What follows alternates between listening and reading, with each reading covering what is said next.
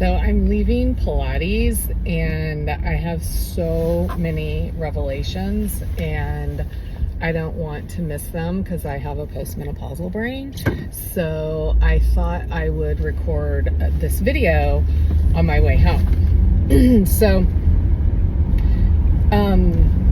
it started with right after class, our instructor and another participant in the class were talking about how we are so good at being prepared for worst case scenario.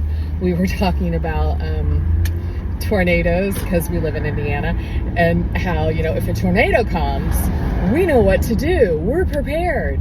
And how we took that to an extreme. So being prepared for anything and being competent and having a plan for plan A, B, C, D really was a strength of ours and is, until you overuse it, and then it becomes a weakness. So your strength becomes your weakness. My friend Chris used to always tell me that your greatest strength is also your greatest weakness, because if you're overusing it, then it becomes a liability. And that is the biggest thing since I've been doing Pilates with my friend Paula Lord at Body by Gym Roots. Life-changing. I don't say that very often. I don't feel like I say that a lot. But it's not just body lessons that have come for me. One of the lessons that I've gotten from doing her Pilates classes, which are like Pilates plus, it's not just Pilates.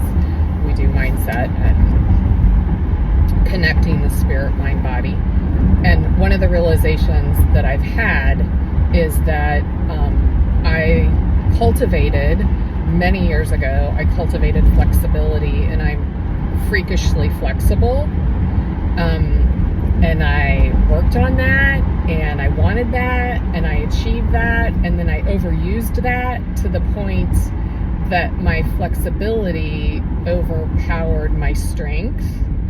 And so if you want me to get in, when we're in Pilates, if you want me to get into this shape, I can use my flexibility to get into that shape. But then Paula, my instructor, will be like, okay, what if you use your muscles? And then she'll give me a slight adjustment, and that shape is really hard for me because I overused my strength and I overused my flexibility, and so it overcompensated for lack of strength. And so the other thing we were talking about is disappointment, and how disappointment, the three of us really do not like to feel disappointment. This has been something I've been chewing on all winter. And because we don't like disappointment, it's very uncomfortable. We will do anything to avoid it, including avoiding anything.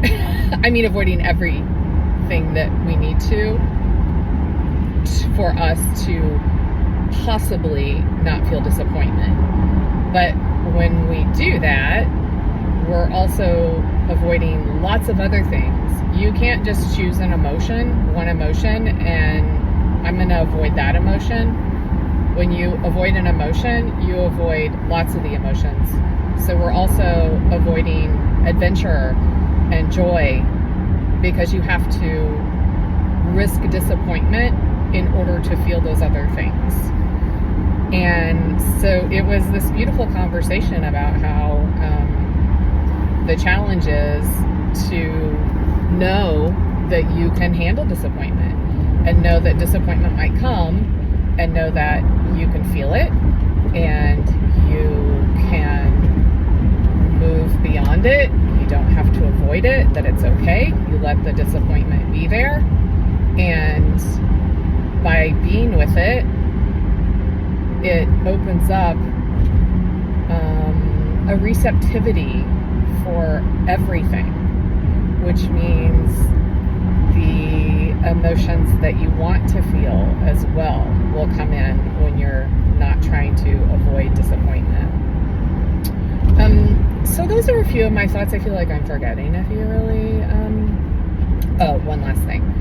So what we were saying also is, gee, when I avoid disappointment, I'm making my world and myself smaller and a little more numb. And okay, I don't have the pain of disappointment, but it's kind of boring here, where the space that you have to be in when you're avoiding disappointment. It's a little bit boring.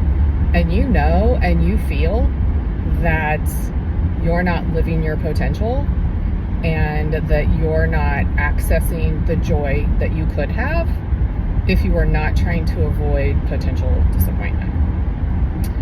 So, thank you. I did not ask them if I could share, so I won't say their names, but thank you to the ladies that I had this enlightening conversation with after Pilates today. And I hope it is helpful for you too.